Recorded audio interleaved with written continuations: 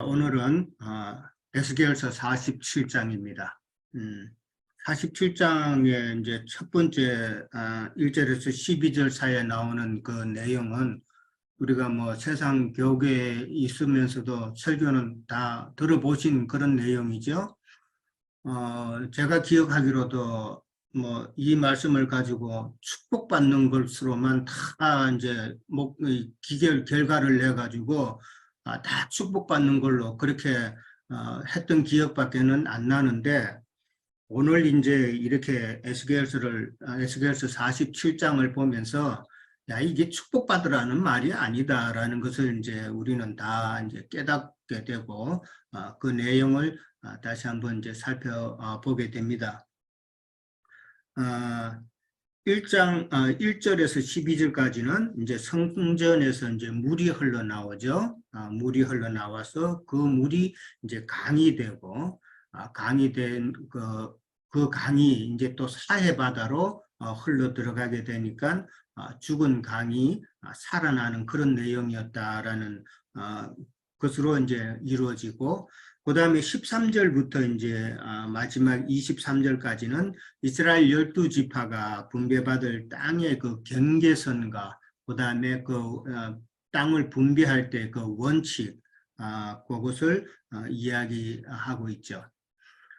오늘 이제 47장에서 이제 강이 이제 나왔는데, 에스겔서는 이미 강에 대한 것이 한번 나왔었죠. 에스겔서 처음 할 때 1장에서 이제 그발강이라는 강이 나왔습니다. 우리가 다 기억하죠. 그발강가에서 하나님께서 에스겔에게 환상 중에 나타나셔가지고 말씀하신 내용이었죠. 근데 그 그발강은 어떻게 보면은 이제 징계의 그 강이었죠. 이스라엘 백성들을 징계하고 이스라엘 백성들이 참 힘든 가운데 있을 때에 그 강에서 나타나셨으니까 어떻게 보면 그발강은 징계의 장소였다라고 이제 생각해 볼 수가 있지만은, 오늘 이제 47장에 나오는 이제 성전에서 물이 흘러서 이제 강이 되는 이 강은 이제 생명강으로 나타난다라고 이제 그렇게 우리가 생각해 보면 되겠죠. 처음 시작은 징계의 장소였지만은 이제 마지막을 이제 가면서 47장, 48장 이제 마지막인데, 마지막에 가면서 회복시키시고 그 다음에 생명의 강이 47장에는 언급이 되고 있다라고 이제 이해를 하시면 될 것 같습니다. 1절에서 보면은 이제 성전에서 이제 물이 나와 동쪽으로 흐르다가 성전 오른쪽 남쪽으로 흘렀다라고 그렇게 되어 있습니다. 성전인데 이제 좀 더 자세히 말하면은 성전 그 문지방 밑에서 물이 나왔다라고 그랬죠. 문지방 밑에서 이제 물이 나왔는데, 창세기 2장에서 우리는 잘 알잖아요. 그 4대 강이 나오죠. 4가지 강이 나오는데 그 강 중에서 제일 그는 원천의 물이 바로 비송강이었죠. 그 비송강은 그 땅에는 금과 보석, 베델리엄과 호마노 이런 것들이 많이 난다라고 그랬습니다. 그러니까 비송강이 하일라 온 땅을 둘렀다라고 성경에 나와 있죠. 그리고 그 땅에는 금이나 각종 보석이 많다라는 것이죠. 그 말은 이제 원천의 생수를 마시면은 그 심령들이 다 귀한 보배다라는 그런 의미였잖아요. 그 원천의 생수가 47장에 나오는 지금 성전에서 나오는 흐르는 그 물로 그렇게 우리는 생각해 볼 수가 있고, 그러니까 강은 바로 지금 예수님 자신이다라는 것을 이제 쉽게 우리는 또 기억을 할 수가 있죠. 강에 대해서는 참 성경에서 많이 나옵니다. 참 많이 나오는데, 계시록 22장 1절에도 보면은 생명수의 강을 보였다라고 그렇게 나옵니다. 생명수의 강이라는 말이 나오고, 그 다음에 이제 요한복음 4장에 보면은 예수님께서 수가성 여인에게 준 물이 이제 생수의 강을 드렸잖아요.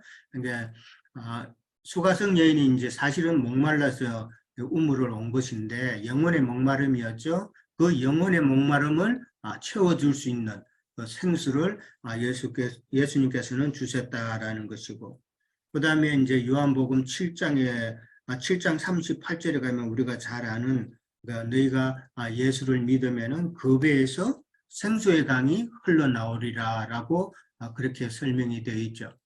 그 배는 사실 육체의 소욕을 채우는 배잖아요. 우리 배는 먹으면 다 배로 들어가니까 이 배라는 것은 우리의 육체의 소욕을 채우는 배지만은, 그러나 우리가 예수를 믿고 참 은혜 안에 들어가고 진리의 말씀을 공급받으면은 우리의 배는 생수의 강으로 넘쳐나서 그 배에서 생수의 강이 흘러나온다라는 그런 의미죠.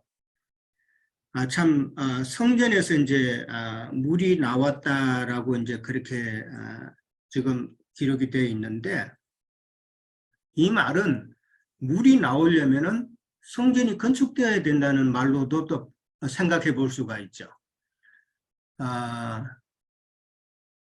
성전이 건축되지 않으면은 물은 흐르지 않는다라는 그런 말로 이제 생각해 볼 수 있습니다. 그러니까 우리의 심령에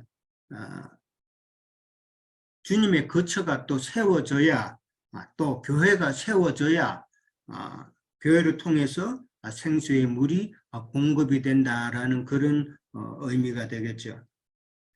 그 다음에 이제 성전에서 이제 물이 나왔는데, 사실 성전에서 물이 나오기 전에 우리가 에스겔서를 그동안에 이제 쭉 다루었지만은, 먼저 성전이 건축이 된 것이 먼저 나왔죠.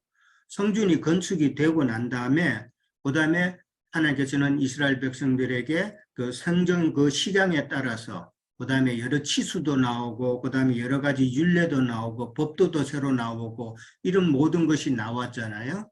그러니까 그런 모든 것을 생활화되어서 지켜야 되는 그런 과정도 있었고, 그 다음에 이제 우리가 나누었던 그 제사장의 그 헌신, 제사장이 하나님 앞에 제물을 드리고, 그 다음에 지난주까지도 우리가 배웠던 모든 그 첫째 날, 그 다음에 월삭 때, 그 다음에 매절기 때, 이때마다 하나님 앞에 제물을 드리는 그러한 모든 과정이 있은 다음에 이제 성전에서 물이 흘러나왔다라는 것을 한번 생각해 볼 필요가 있다는 것이죠.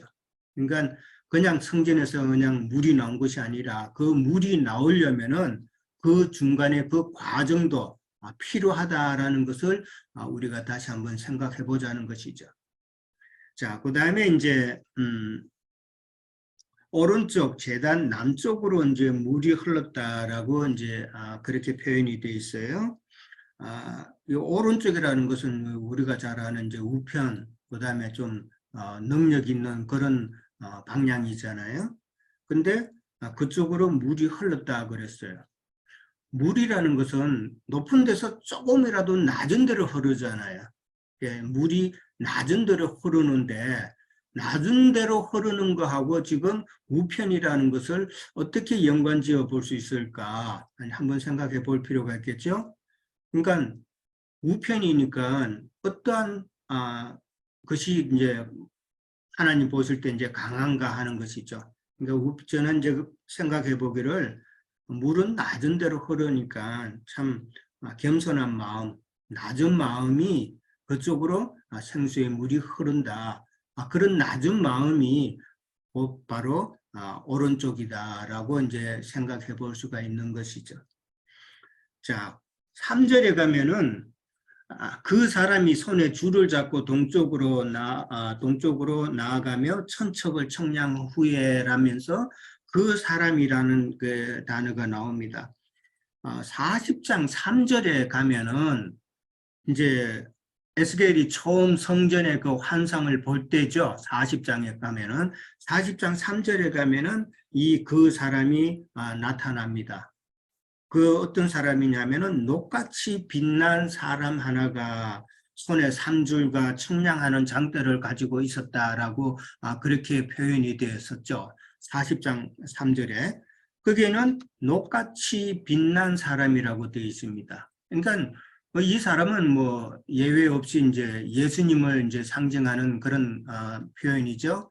근데 40장 3절에는 그 사람이 녹같이 빛났다라고 그렇게 표현이 되어 있습니다. 근데 이제 오늘 47장에는 그냥 그 사람이라고 그렇게 나와 있죠.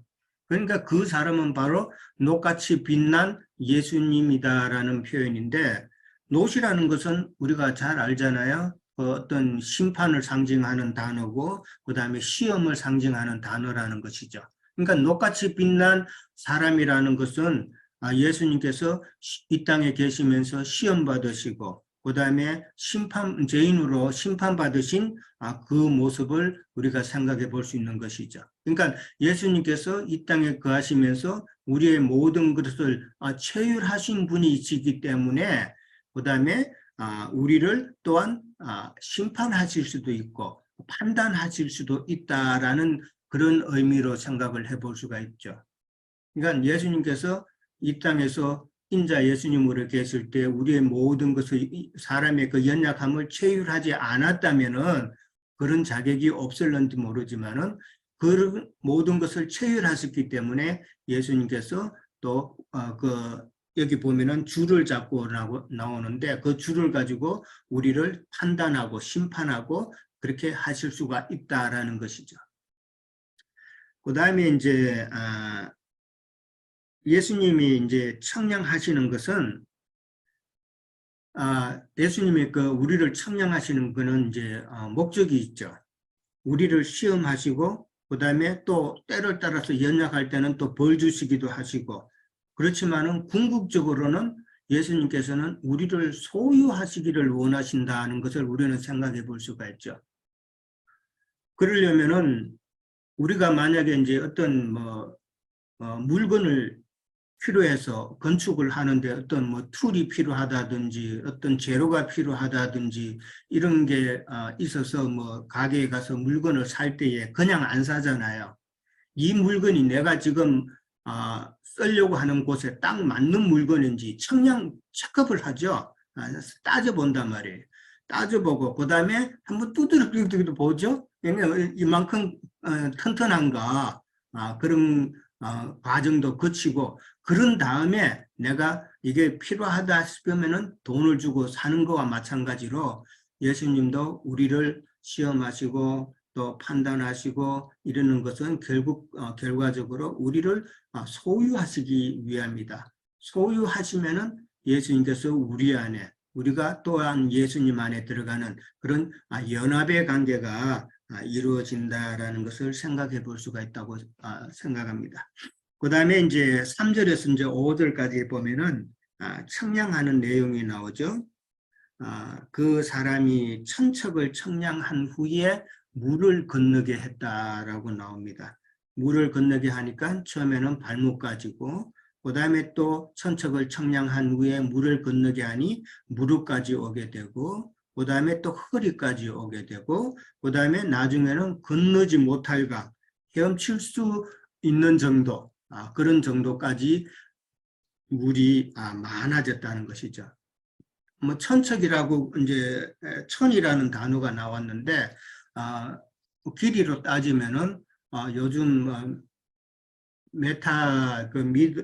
미터로 하면은 한 500m 정도가 한 천척 정도가 된다고 이제 생각하시면 됩니다. 그러니까 천척을 청량하다는 것은 이제 천이라는 것은 완전수잖아요. 완전수인데 이게 완전한 청량이라는 것이죠. 청량을 그냥 대강 하는 것이 아니라 모든 면에 있어서 완전한 청량을 한다는 것을 우리가 생각해 볼 수가 있겠죠. 그 다음에 완전한 청량을 한 자가 이제 강을 걷는다라고 나옵니다. 천척을 청량한 후에 그 사람을 이제 또 강을 건너게 한다라고 나오죠. 강을 걷는다는 것은, 생명수의 그 강을 걷는다는 것은 이제 어떻게 보면 누림이죠. 그 강은 예수 그리스도니까 예수 그리스도를 내가 누리는 정도를 갖다가 지금 발목으로 표현했고 무릎으로 표현했고 허리로 표현했고 그 다음에 건너지 못할 강으로 표현을 했다는 것이죠. 그러니까 누구는 예수 그리스도를 누리는 데 있어서 발목까지만 누리고, 그 다음에 누구는 무릎까지 누리는 사람, 그 다음에 허리까지 누리는 사람, 그 다음에 참 헤엄칠 수 있는 정도까지 완전히 예수 그리스도를 누리는 그런 사람이 있다는 것을 우리가 또 한번 생각해 볼 수가 있죠. 근데 이제 헤엄칠 수 있는 정도의 그 누림이 이제 마지막 단계인데, 그 단계까지는 지금 4번의 청량을 거치게 되죠. 4번의 청량을 거쳐서 그렇게 마지막까지 가게 되는데, 3번으로는 참 어떻게 보면은 주님의 소유가 되기가 참 어렵다라는 그런 생각을 해봅니다. 발목 정도의 이제 생명의 강이 이제 흐른다 그러면은, 발목 정도 오면은 물속에서도 내가 좀 걷기가 어느 정도는 쉽죠. 어느 정도는 쉽고, 그 다음에 이제 갈수록 무릎까지 허리까지 오면은 물속에서 내가 걷기가 좀 더 힘들어지고, 그 다음에 이제 헤엄할 수 있는 정도, 그러니까 완전히 머리까지 잠기는 단계가 되겠죠. 그 단계에서는 내가 걷기가 힘들죠. 예. 이 걷는다는 것을 이제 생각해 볼 수가 있는데, 걷는다는 것은 내 스스로 판단하고, 그 다음에 생각하고, 그 다음에 내가 뭐를 노력한다는 그런 의미로 생각해 볼 수 있지 않나, 그렇게 여기는 것이죠. 그러면은 내가 예수 그리스도를 누리는 것 정도가 약하면 약할수록 내 스스로의 판단과 내 생각과 내 모든 노력이 그만큼 더 많이 나온다는 것이죠. 당연히 이제 우리는 신앙생활을 하면서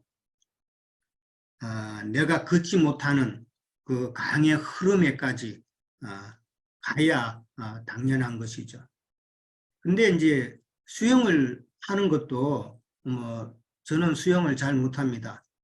수영을 잘 못하고 한국에 옛날에 제가 있을 때에 미국 오기 전에 고등부 애들을 가르친 적이 있어요, 교회에서.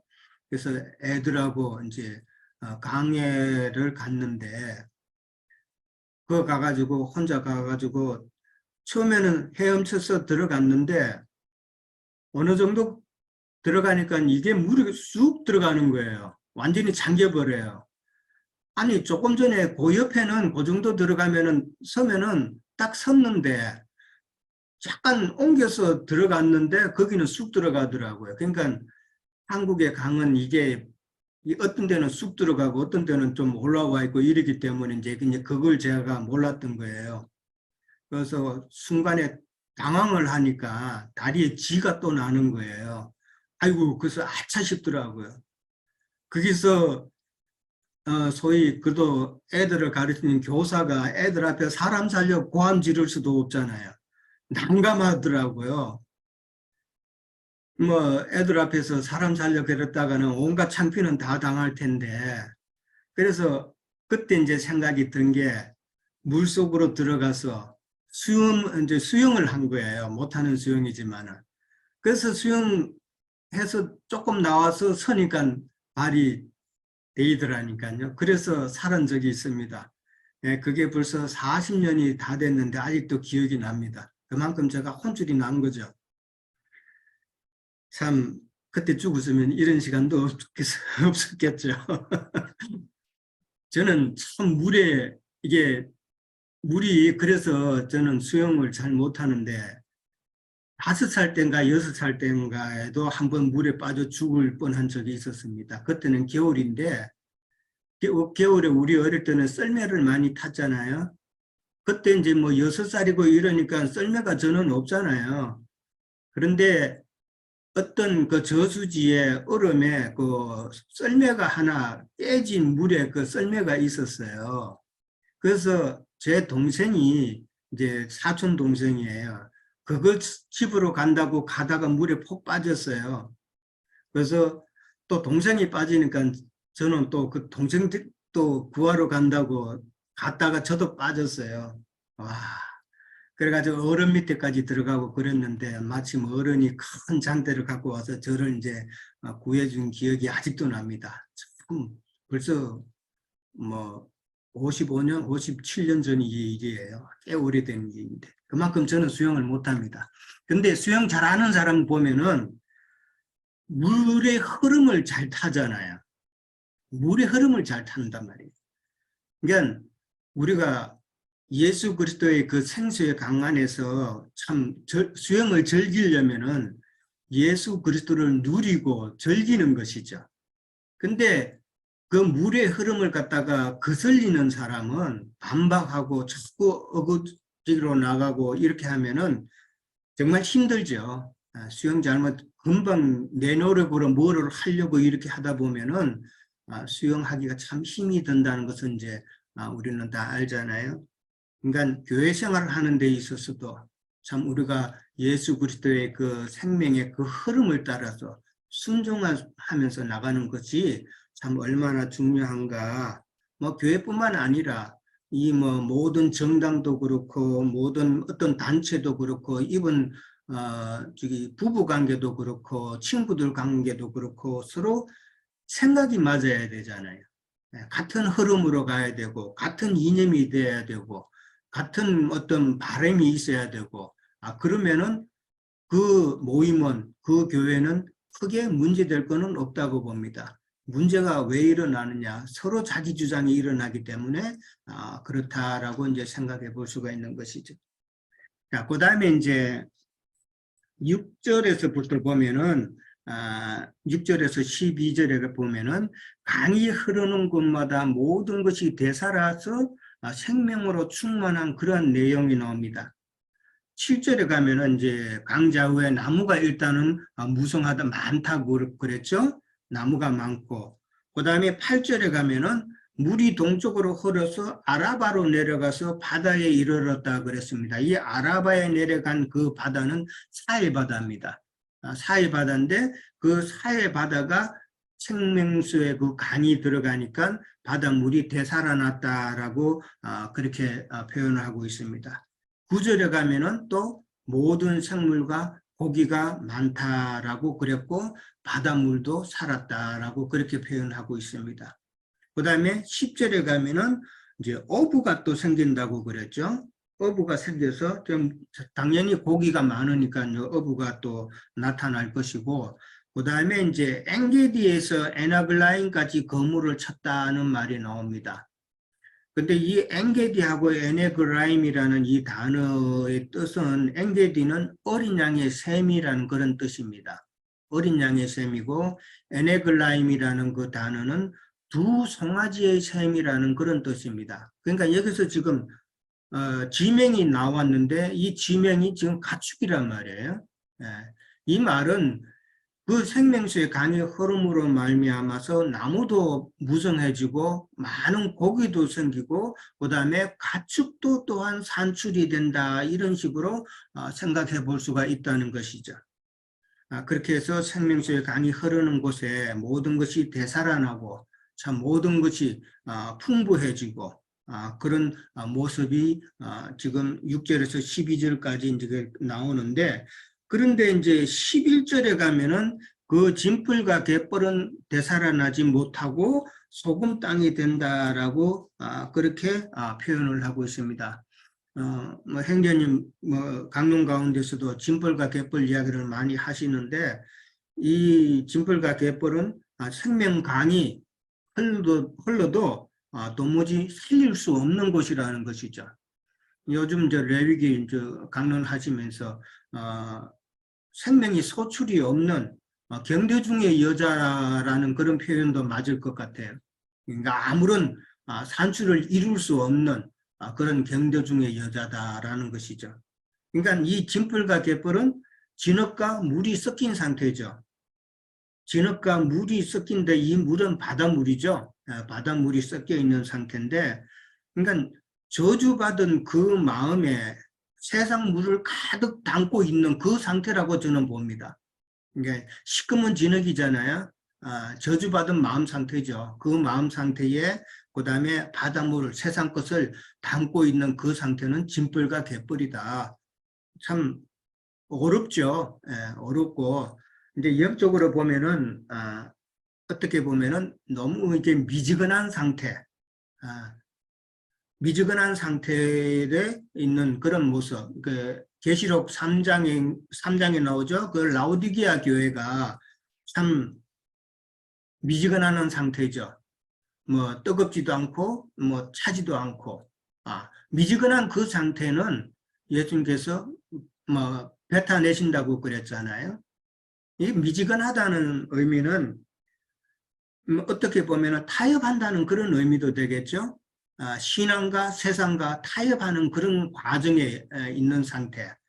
그러니까 이거 뭐 미지근한 상태 중도에 있는 것이죠.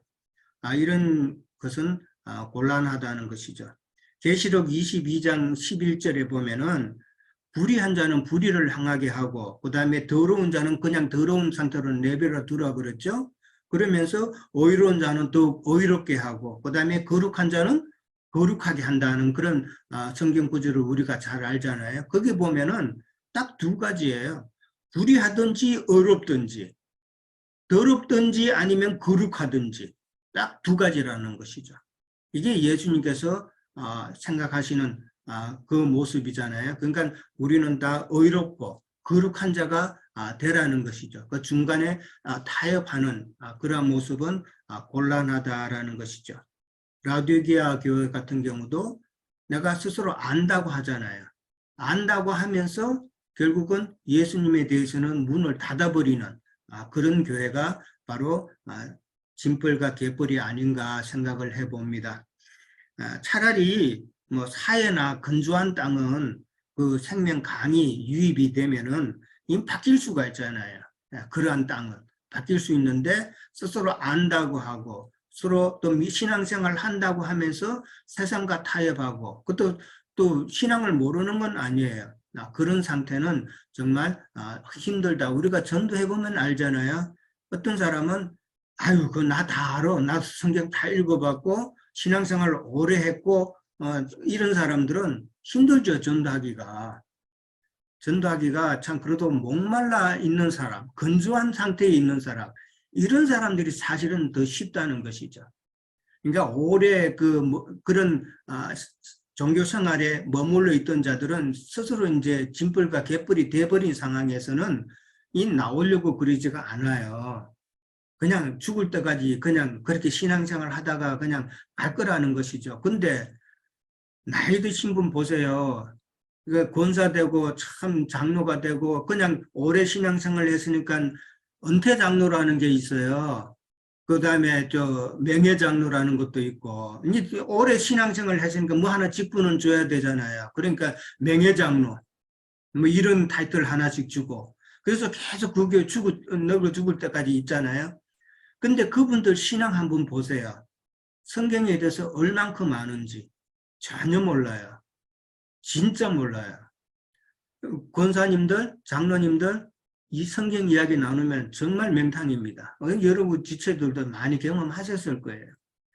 그런 상태로 그냥 계속 가는 것이죠. 짐벌과 갯벌은 한번 들어가면은 빠져나오기 정말 힘들죠. 한 걸음 옮기는 것이 이게 보통 힘든 일이 아닌 걸로 뭐 TV 같은 데 나오면은 한번 보니까 정말 힘들게 나오더라고요. 그만큼 이게 의미하는 바가 있다. 세상 종교 생활 가운데서 그렇게 오래 있으면 짐벌과 갯벌이 되고 그러한 심령은 참 생명의 강으로도 아무리 진리의 말씀을 전해도 참 어렵다라는 것을 이제 생각해 볼 수가 있는 것이죠.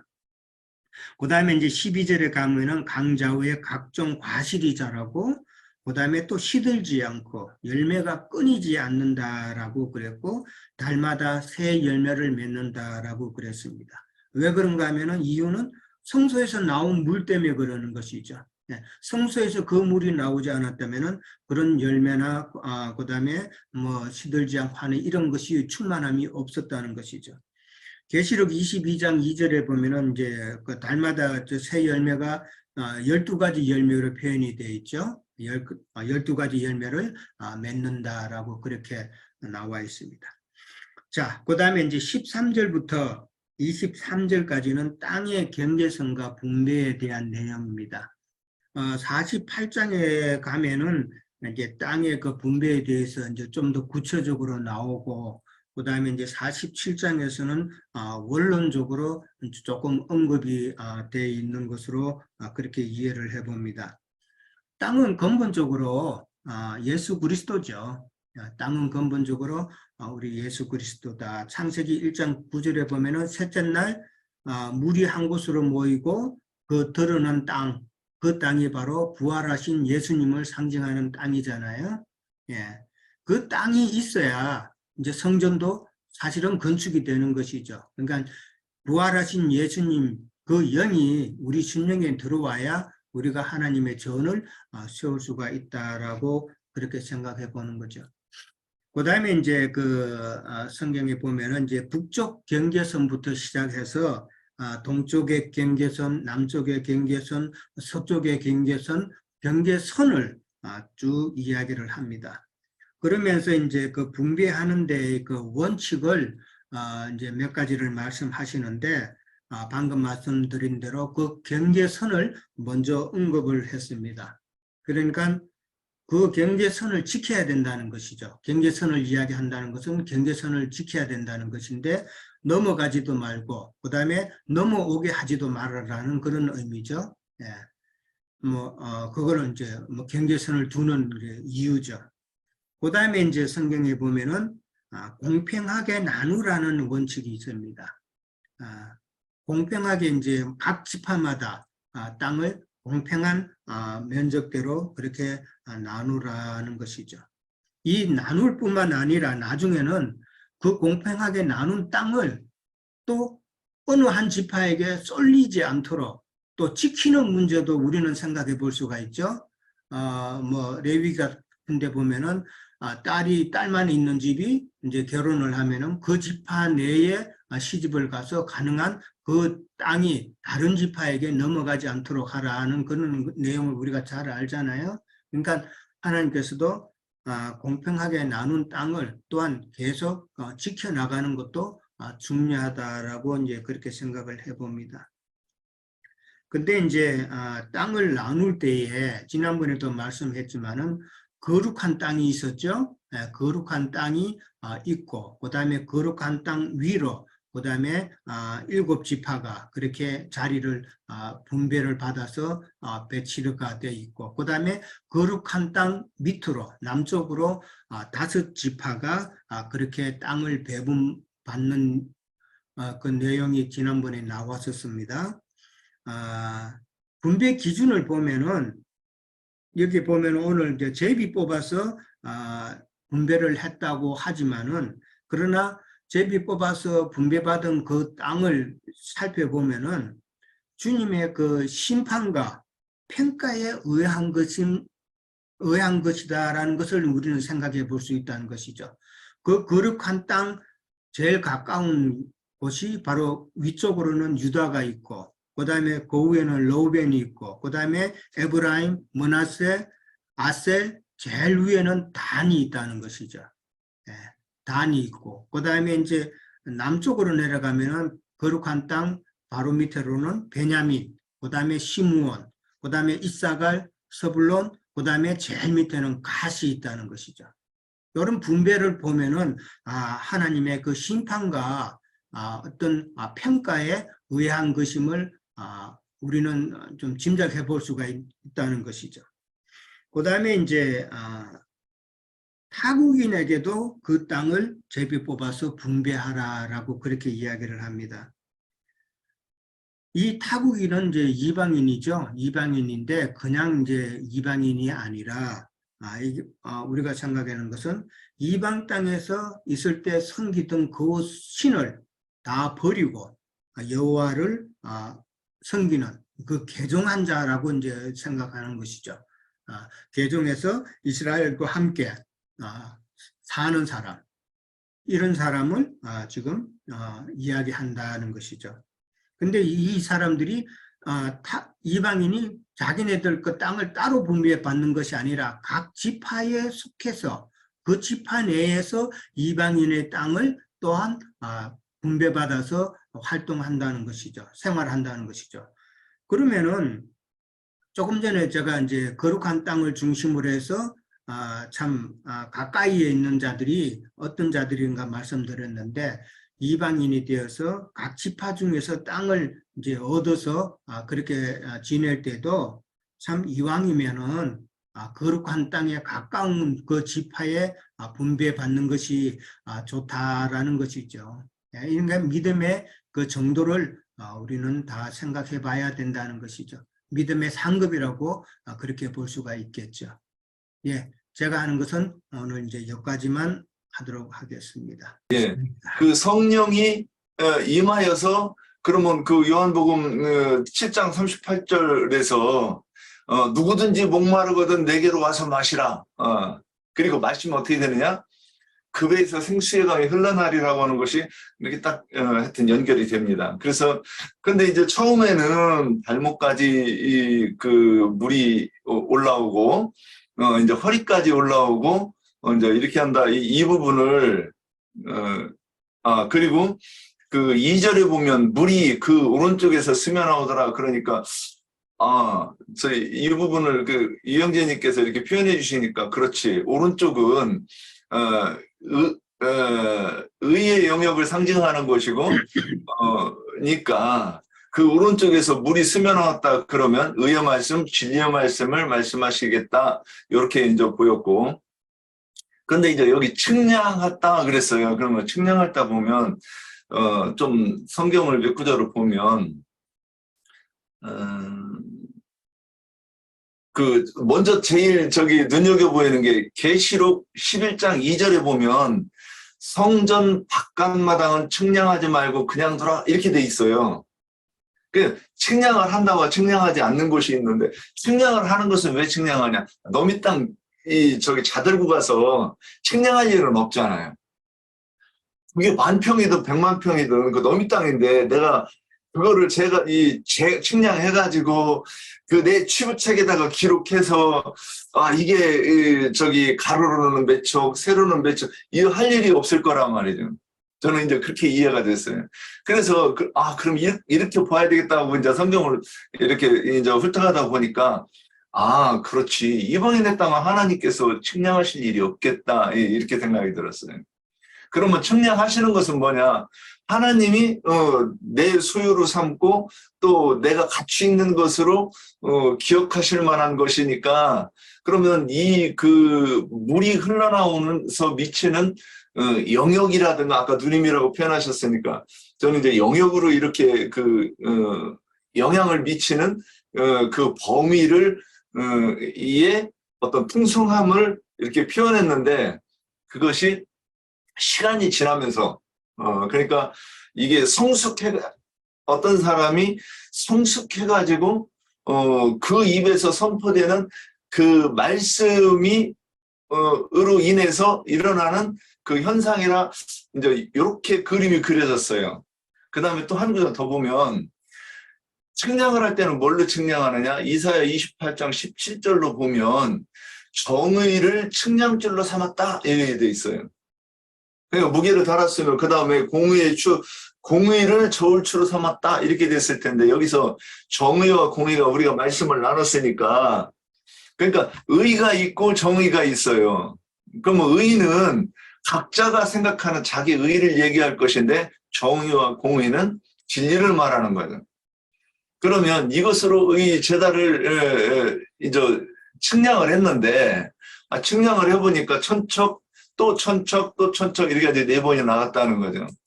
그래서 이 발목에 이르는 것은 그 생명의 말씀, 그러니까 어떤 사람이 성령이 임재하시고 말씀을 증거한다고 해도 그 말씀이 처음에는 풍성함이 좀 풍성하지 않아서 듣는 사람들이 충분히 그 갈증을 해결할 수 없는 그런 상태가 아니겠는가. 그래서 예를 들어서 발목까지밖에 오는 물에서 잡으면 미꾸라지나 잡죠. 그래서 그 허리까지는 와야 그래도 거기에 가물치도 있고 뭐 큰 붕어도 있고 이럴 거란 말이죠. 그러니까 이게 물이 풍성하면 그만큼 생명의 자람도 그 안에서 자라는 그 생명의 풍성함도 비례해서 그렇게 나타난다는 거죠. 자, 그런데 예, 이제 이렇게 보고 그래서 이제 4절에 보면 물이 이 무릎에 오고 그 다음에 측량했을 때 허리까지 왔다 그랬을 때 이제 이 말씀에 딱 생각나는 게 허리는 어떤 곳인가? 그러니까 허리띠를 매는 곳이잖아요. 그 의의 흉배를 붙이는 곳이고 진리의 허리띠를 매는 곳이라고 이렇게 보니까 이것이 아까 그 뭐 붕어 이 매기 이렇게 얘기했지만 거기는 장성한 자의 이르렀다고 하는 표현이 아니겠는가 이런 생각이 들었습니다. 그 다음에 시천척을 측량하여 물이 건너지 못할 강이 된지라 그러면 아까 뭐 수영 얘기하셨는데 수영도 웬만한 물은 수영 웬만하게 하면 넘어가죠. 그런데 강이 뭐 2km, 3km 한강 정도 되면 수영으로 건너가기 어렵죠. 그러면 거기다 물살까지 세면 못 건너가는 거죠. 그런데 제가 이 말씀을 읽으면서 이제 제가 예전에부터 지나왔던 그 예들을 한번 생각을 해봤어요. 예전에 저는 정치 목사님을 만난 적이 있어요. 제가 거기서도 한 10년 가까이 있었는데, 그러니까 항상 성경만 한 구절을 읽어놓으면 이 기자 출신 목사님이었는데 한 구절을 읽어놓고 정치하러 가요. 하다가 이제 끝나고 나면 마지막에 다시 돌아와서 정신 차리고 이제 이게 성경으로 이렇게 마무리를 하는 거를 듣는데 들을 게 없어요, 사실은. 그래서 이제 조영목 목사 밑에 가서 이렇게 얘기를 들을 때는 성경을 가지고 얘기를 하니까 성경을 안 읽으면 그 설교도 듣기는 어려워요. 그런데 그래도 이제 좀 들었는데 그 다음에 만난 사람이 누구냐? 완전히 율법주의자, 아주 뼛속까지 율법주의자를 만난 적이 있어요. 그런데 거기서는 또 제가 굉장히 힘을 얻었어요. 이 설교를 들어야 일주일 동안 내가 어떤 그 세상을 이길 수 있는 힘을 공급받는 것 같은 느낌을 받은 적도 있어요. 그 다음에 이제 바로 앞전 선생과 이제 우리 여기 금기름 묻는 집 와서 봤는데 이렇게 와서 보면 이 생명의 누림이 차원이 다른 것을 이제 우리는 여기서 이렇게 얘기하면 알 수 있죠. 여기서는 물의 깊이와 이 넓이가 어떤 내 수용으로 이렇게 건너갈 수 없을 것만큼 참 헤아리기가 좀 이렇게 그러니까 보통 어느 정도 보면 원조 선생부터는 제가 이렇게 측량이 잘 안 된다 이런 생각을 하면서 이렇게 본 적이 있어요. 말씀을 들어요. 이건 뭐냐? 물이 너무나도 풍성하니까 거기에 배를 띄우는 사공도 있다. 요거는 그 다음에 넘어갈 거니까 제가 좀 정리가 좀 덜 됐으니까 이 정도로 하고요. 그 다음에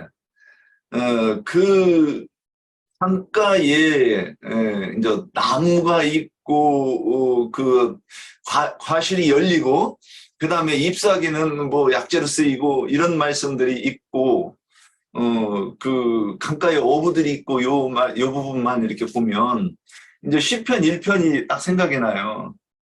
시편 1편 딱 가보면 복 있는 사람은 악인의 길을 쫓지 않고 죄인들의 길에 서지 아니하고 오만한 자들의 자리에 앉지 아니하고 근데 그렇게 되려고 그러면 오직 여호와의 율법을 즐거워하고 그 율법을 주야로 묵상해야 이게 이제 도달할 수 있는 경지 아닌가 이렇게 봐요.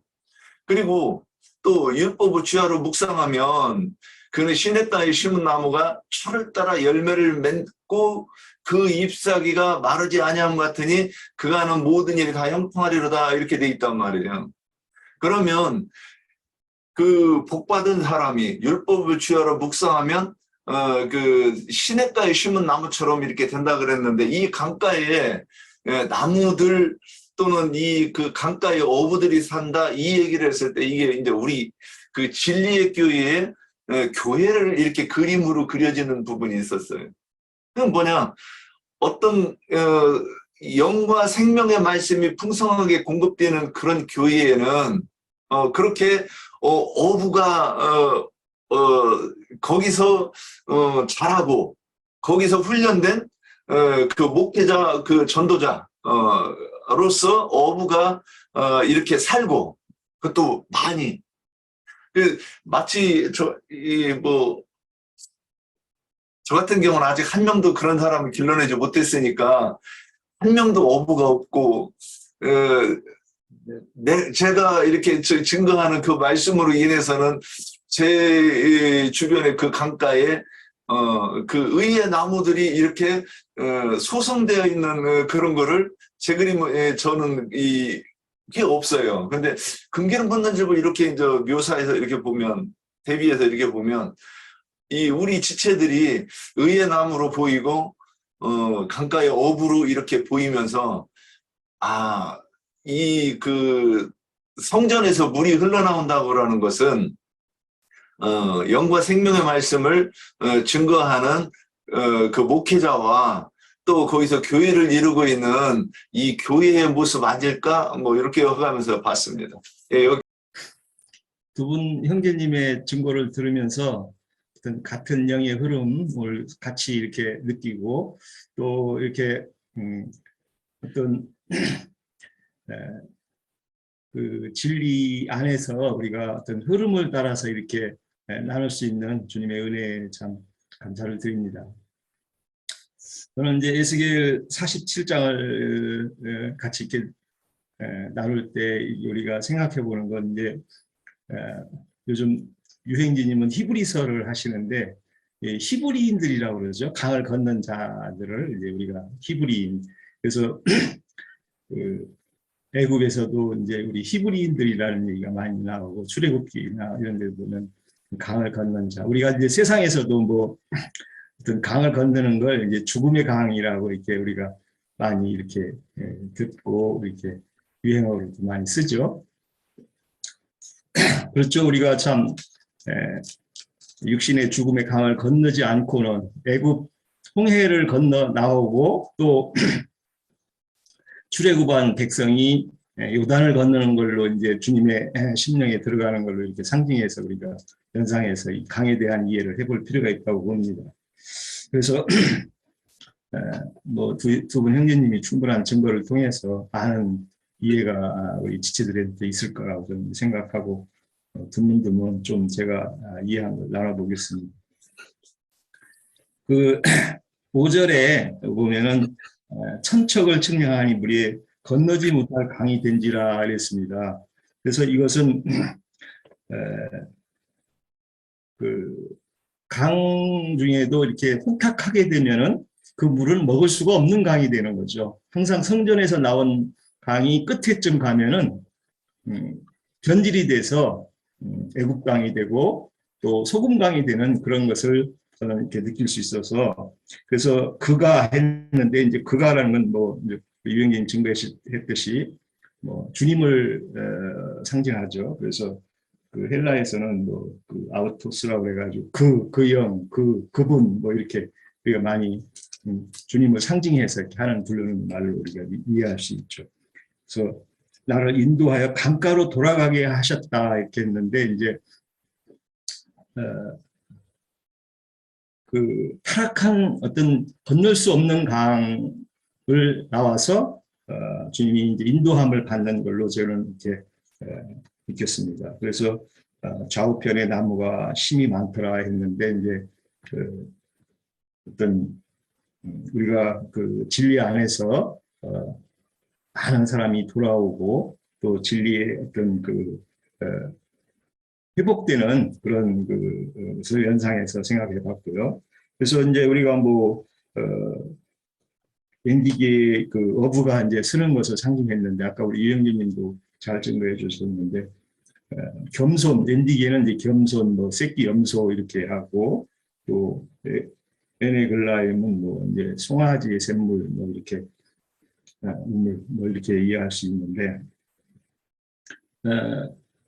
사람 낚는 어부가 된 게 이제 베드로죠. 네, 우리가 뭐 다행히 통해서 153 큰 물고기 153마리를 베드로가 이렇게 낚았는데 주님이 부르실 때 갈릴리 그 뭐 호수죠. 거기를 뭐 갈릴리 바다라고도 하는데 거기에서 다 불렀죠, 제자들을. 예, 심령이 가난한 자들을 주님이 제자로 삼으셔서 어부로, 사람 낚는 어부라고 이제 우리가 증거를 통해서 지금 그래서 우리가 이해하고 있죠. 그래서 정말 나를 믿는 자는 생수의 강이 흐르겠다. 이제 우리 두 형제님도 증거해 주셨듯이 주님을 믿는 자들이 이제 이렇게 산출되고 그 믿는 자들은 심령의 생수가 흘러서 정말 각종 먹을 과실나무가 되는 거죠. 주님 앞에 우리가.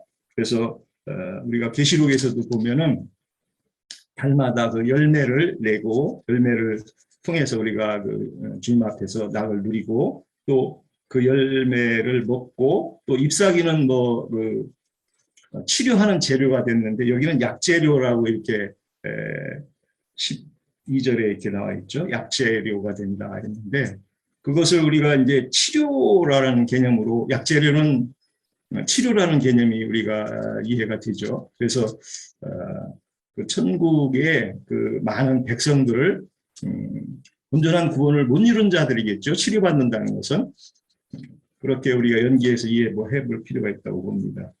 또 물이 오른쪽에 나왔다 그랬는데 주님은 이제 부활하셔서 오른편에 하나님 오른편에 있다고 그랬고 그 오른편 강도와 왼편 강도를 우리가 이제 또 생각해서 두 형제님들도 증거를 해주셔서 우리가 주님이 하나님이 제일 하나님 오른편에 앉으셨기 때문에 우리가 주님을 믿는 자들은 오른편 강도가 돼서 주님과 함께 그 하늘의 보좌에 앉혀진 걸로 우리가 이제 이해할 수가 있는 거죠. 에베소서에 너희는 하늘에 앉혀졌다 이러는데 주님이 부활하셔서 하나님 오른편에 계시기 때문에 주님을 믿는 자들은 우리의 인생이 전부 오른편이 되죠. 당연히. 또 우리 연기에서 또 이렇게 생각하고 보면은 진벌과 갯벌 우리 유영기님 잘 증거해 주셔서 저도 같이 공감하고 하는데 진벌과 갯벌은 우리가 헐몬산에서 흘러내려온 물이 갈릴리를 통과해서 요단을 이루어서 사해로 이제 이렇게 되는데 그 사해는 모든 생물이 살 수가 없죠. 너무 짜서. 또 그걸로도 연결하지만 또 진벌과 갯벌은 그 양다리를 걸친 거를 상징하잖아요. 세상과 어떤 하나님 나라에 이렇게 이쪽 저쪽도 아닌 우리 형제님들 증거하시지만 세상과 하나님 나라의 양다리를 거치고 뒤에 타협하고자 하는 자들, 종교인들이죠. 이 사람들은 치료가 안 된다는 거예요. 아무리 생수를 우리 유영기님 잘 증거해 주셔서 저도 너무 공감을 하는데 아무리 생수를 부어주고 하려고 해도 그 심령이 완전히 그냥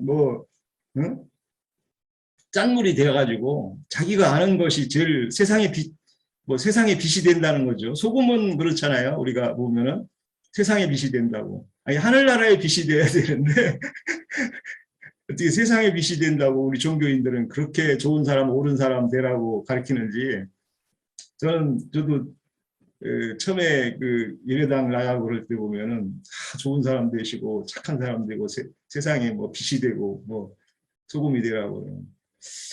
글쎄 세상에서 우리가 빛이 되는 그런 개념으로 그 성경을 이해한다면 참 문제가 많다 그런 의미를 많이 느끼고 또 그래서 그 세상의 어떤 절제하는 걸로 이렇게 모든 복음의 말씀을 하늘에 신령한 복음의 말씀을 변질시킨다 이런 그 개념을 많이 갖고 이렇게 했는데 참 좋은 얘기죠. 세상에서야 당연히 우리가 세상을 살아가니까 세상에서 좋은 사람 돼야 되는 건 사람 도리에 맞는 얘기죠. 그러나 그 사람 도리라는 것은 우리 형제님들 증거하시지만 하늘나라의 빛을 오히려 가린다는 거죠. 왜 그러겠어요? 세상에서 옳은 사람이 되면은 하늘에 신령한 것하고는 그게 반대가 되는 건데, 세상 나라는 하늘나라와 반대되는 개념이고, 세상 나라는 마귀가 지배하는 세상인데, 예.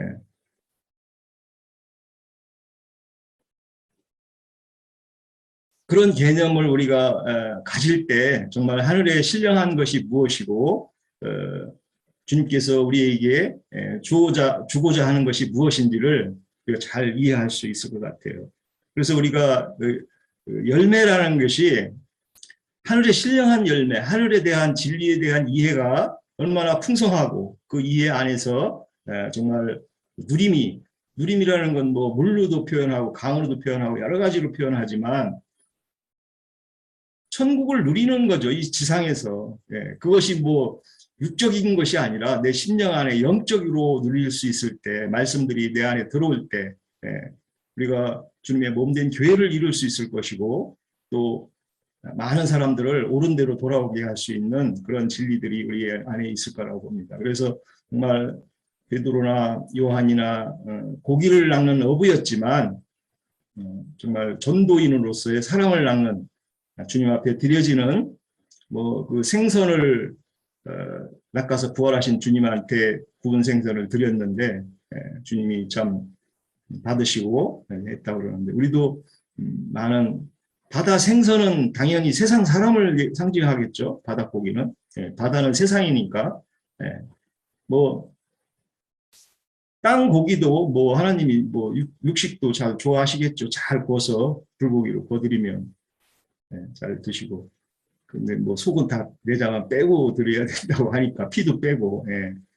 그런 안에서 잘 우리가 주님의 어떤 복음 전도자로 또 사역자로서 감당할 수 있다고 봅니다. 그리고 끝까지 참 진리를 놓지 않고 연어가 그 출생길을 따라서 그 험한 강을 거슬러 올라가듯이 좁은 길을 우리가 주님 앞에 가는 날까지 끊임없이 저 천상을 향해서 가는 우리 지체들 되길 바랍니다. 마치겠습니다. 용자매님이나 다른 우리 그 지체들 참여하시고 싶으면 하세요.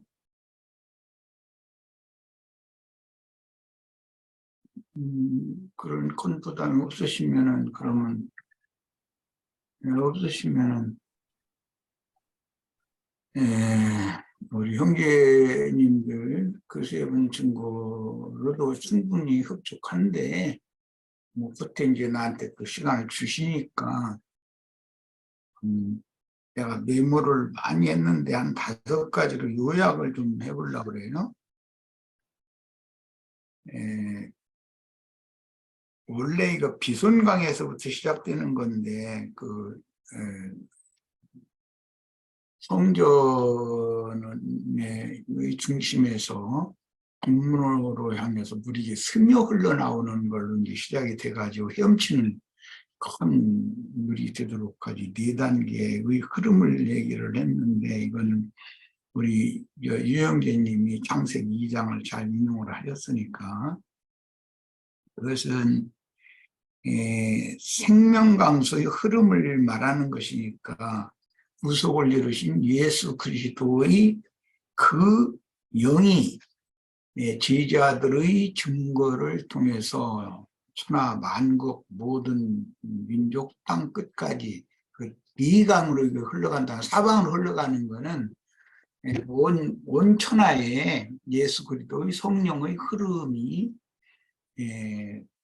다 흘러가서 많은 사람들이 그 죽었던 심령이 살아나는 것, 즉 소송, 오늘 에스겔서에서는 소송된다 그랬는데 소송함을 다 받아야 된다는 것이죠. 이것은 결국은 바로는 어디에서 오냐면은 예수님의 영에서부터 시작이 되는 거예요. 성전의 중심에서 이게 발언이 돼서 그러기 시작하는 거니까, 성전의 중심이라는 예수님의 영을 지금 상징하는 말이에요.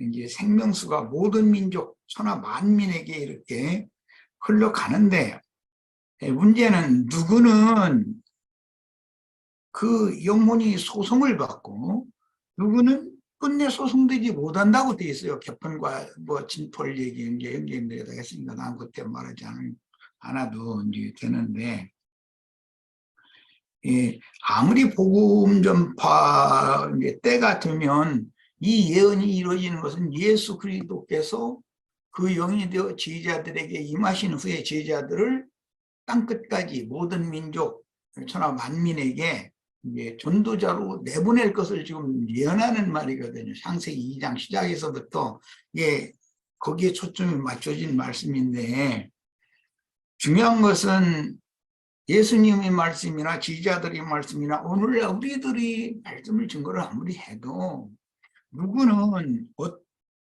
소송을 받고 누구는 소송이 안 되는 거예요. 이게 그래서 맨 나중에는 그 추수꾼 얘기와도 이게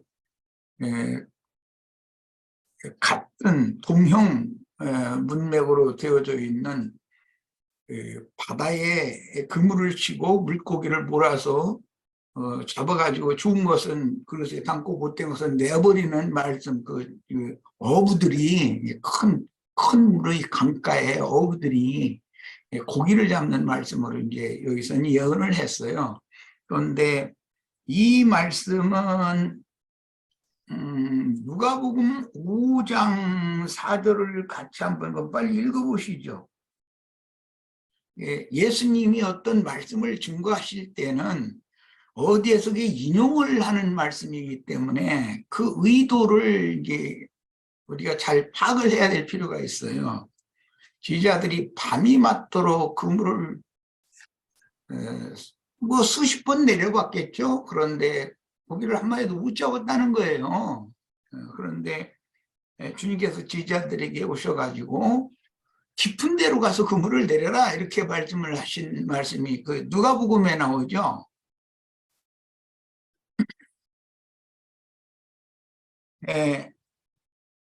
그게 이제 에스겔 47장에서 소송된 바닷물의 그 큰 물에 물고기들이 많이 살기 때문에 물고기를 잡으러 이제 지자들을 보내시는 말씀으로 예수님이 적용을 해가지고 이게 말씀을 하신 거예요. 그런데 얕은 물에다가 밤이 맞도록, 그 말은 율법 교훈의 말씀, 육체에 상관된 교훈의 말씀들을 지금까지 받은 것이 있었기 때문에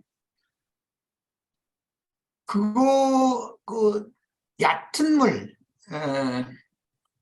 인간적인 혼생명의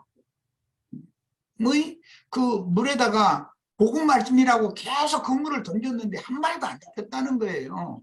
그런데 유대교 지도자들 같으면은 잘 잡죠. 그런데 주님의 지도자들은 안 잡히는 거예요. 그러니까 유대교 지도자들은 얕은 물가에 노는 사람들만 유대교인들로 불러들이고, 주님의 지도자들은 깊은 물가가 아닌 깊은 물에서 사는 물고기는 큰 물고기겠죠. 뭐 당연히 말 것도 없이 이렇게 잡아들인다, 이제 그런 것을 상징한 말인데. 요한복음 21장 아니에요? 지금 난 누가복음 봤는데 누가복음 5장에도 나와요. 지금 이 말씀. 누가복음 5장 4절 지금 내가 얘기한 거예요. 그러니까 우리들은 얕은 물이 뭘 말하고 깊은 물이 뭘 말하는지를 잘 생각을 해봐야 돼요. 이 그 두 물에 대한 이야기는 이 얘기를 해야 좀 이해가 좀 쉽겠다. 물에서 물러나야 된다라고 말씀하시고, 물에서 건짐을 받는 이야기가 모세라는 사람 이름으로부터 시작해 홍해 바다를 건너나오고 뭐 이런 물에서 건져냄을 받는 그 구약 시대의 구약 백성들은 세상의 혼탁한 심판의 물에서부터 건짐을 받은 것이에요. 이제 사람의 출생도 거듭남을 주님이 말씀하실 때 물러나야 된다라고 말씀하신 것은, 우리도 어머니의 모태의 그 양수라고 하는 물주머니 속에서 나온 거예요. 물로부터 나와서 성립이 된 것이 우리들이에요. 그 모든 생명체가 생존하는 땅이 물로부터 나와서 성립되었다, 세워졌다, 이렇게 그 베드로 사도가 표현했잖아요. 우리들이 출생돼서 우리들이 여기 사람으로 세움을 받은 것 자체도 어머니 모태의 양수로부터 이렇게 분별돼서 나오는 거잖아요. 이런 것이 다 모형이고 표상이라는 거예요. 우리 인생사에서 다 늘상 우리가 그런 진리 안에서 살고 있지만 사람들이 어둠에 잡혀 있다 보니까 깨닫을 못하는 거예요. 물로부터 난다. 우리가 물로 나야 되겠다. 이렇게 말하면 맞죠. 니고데모는 모태에서 나오는 것이 나는 건데 그러면 모태에서 나올 때 우리 물에서 나왔지 뭐 불에서 나온 건 아니잖아요.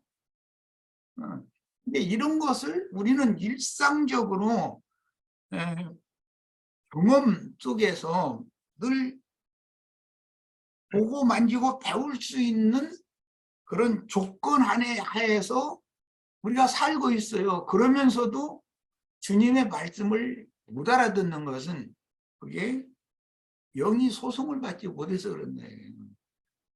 그리고 자신들은 거듭났다고 막 주장하고 떠들어도 그게 다 뭐 말씀으로 하자면은 제자들이 밤새도록 얕은 물가에다가 그물을 아무리 내려도 그 유대교인들은 절대 제자들의 복음을 받아들이지 않는다는 뜻이거든요. 그 제자들의 그물에는 그 얕은 물가에 사는 물고기들이라는 걸 걸려들들 안 해요. 많이 걸렸지만 빠져나가죠. 그물의 그 그물 코가 큰 거죠. 그물 코가 큰 것은 큰 고기 잡는 데나 그 그물이 쓰이는 것이지 얕은 물가에 사는 송사리 잡으려고 그 그물 코가 무슨 큰 깊은 물에서 사는 물고기 잡는 그물 솜사리 잡으려고 거기다 갖다 내리는 거 멍청한 짓이지 뭐 사실은 이제 인생사도 그렇잖아요 말이에요. 이렇게 얘기를 해야 쉽게 이해를 할 것 같아서 내가 이 비유를 들어서 얘기를 하는 거예요. 그러니까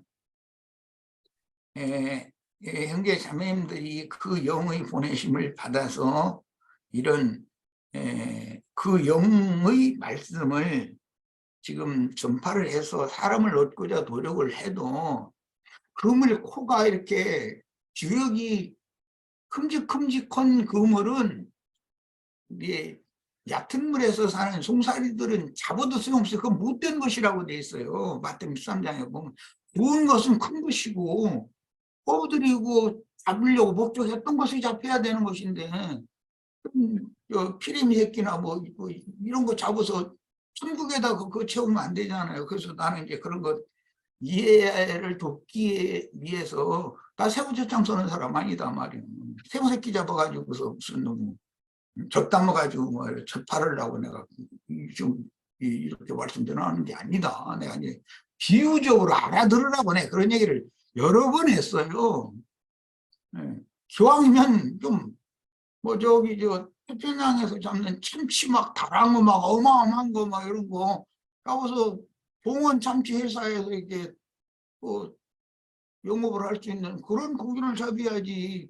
새우 잡아가지고서 그 소금 쳐가지고서는 말이야 새우젓 장사하는 그런 목표는 난 않겠다. 내가 이제 그런 얘기를 여러 번 했지만 뭐 내 의도를 다 알아들은 분도 있겠지만 못 알아들은 사람들은 또 못 알아듣는데 넘어가야지. 내가 그걸 어쩌겠어요. 아무리 얘기를 해도 못 알아들으면 나는 나도 어떻게 할 수 없지. 근데 이제 어쨌든 나는 이제 이런 말씀을 통해서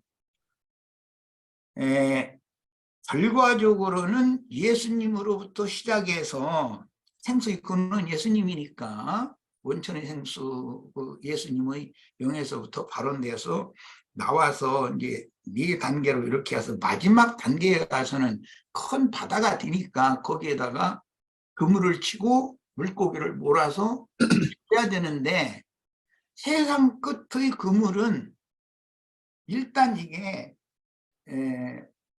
베드로와 요한과 야고보의 아버지 세베대의 그 사꾼들 그들이 사용하던 그런 코가 촘촘한 그런 그물을 지금은 사용할 때가 아니에요. 지금은 지금은 한번 내리면 큰 물고기가 막 그물이 터질 만큼 이제 잡히는 때가 분명히, 나는 지금 이게 그물 내리는 법을 가르쳐 주는 중이니까 그렇고, 우리 형제 자매님들의 시대가 곧 온다고 나는 이걸 확실하게 믿는 사람이에요. 그래야 하나님의 일이 이제 완성된다는 것을 나는 이제 계시받은 것이 있기 때문에. 그런데 우리 형제 자매님들도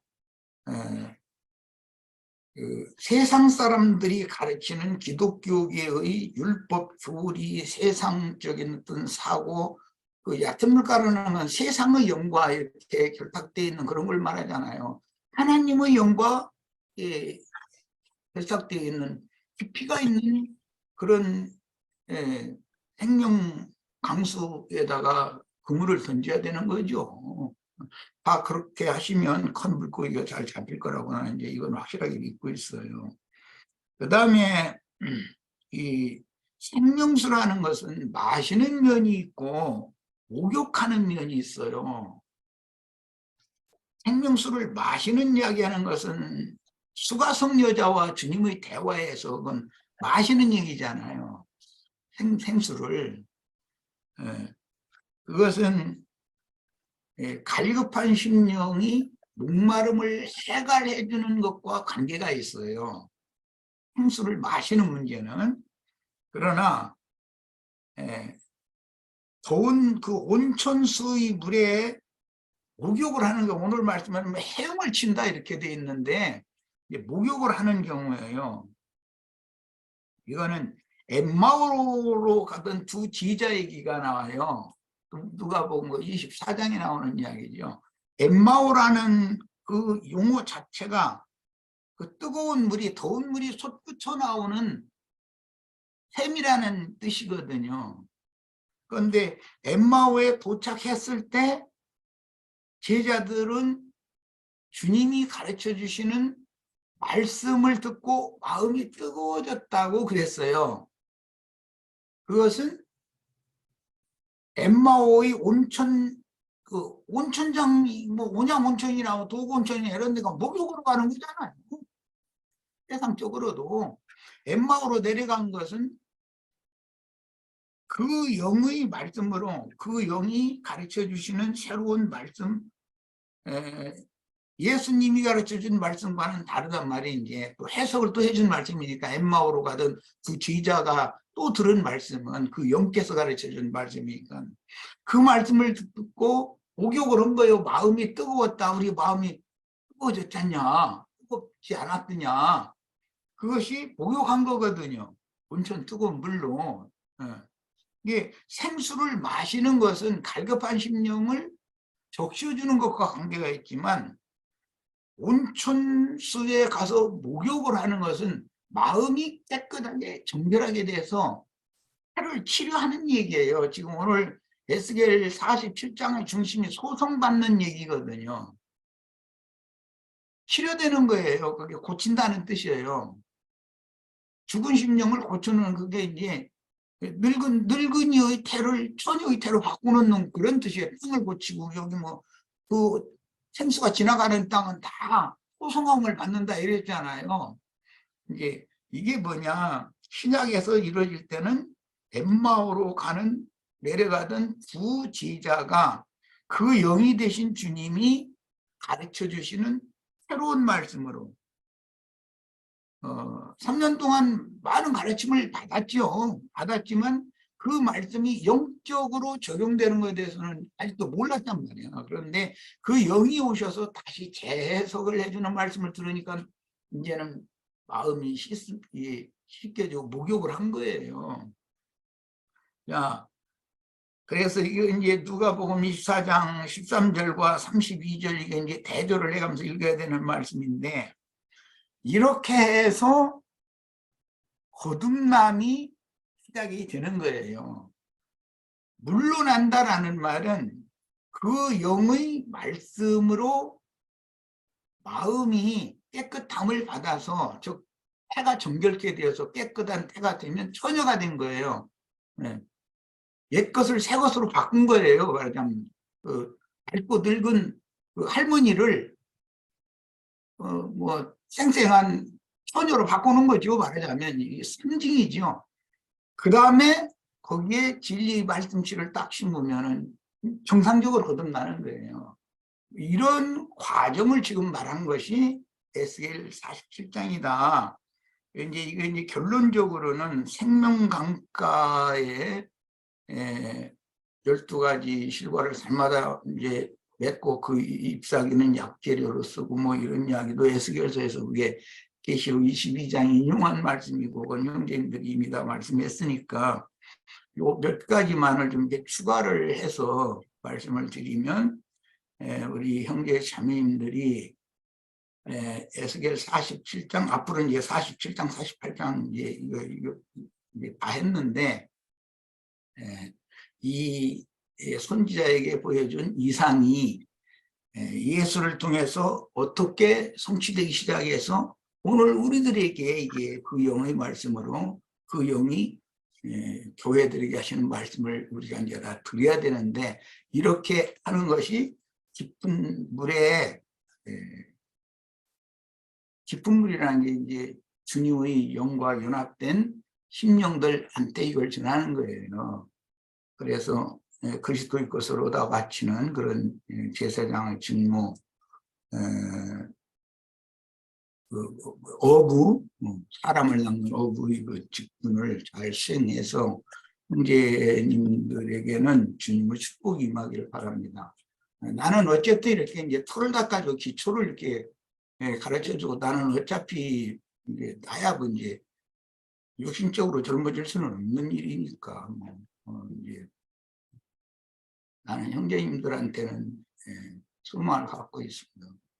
지금도 벌써 나는 뭐 들나무는 그 싹을 보면 안다고 싹을 보면 노란 싹이 싹수가 노랗고 그러고 싹수가 그건 꿈나무 될 것 같고 이제 그런 게 난 다 보거든요. 그러니까 뭐 이 정도 마치겠습니다. 이런 말씀이 우리 은혜가 되고 실현적으로 주님의 경륜 가운데서 성취되기를 바랍니다. 마칩니다.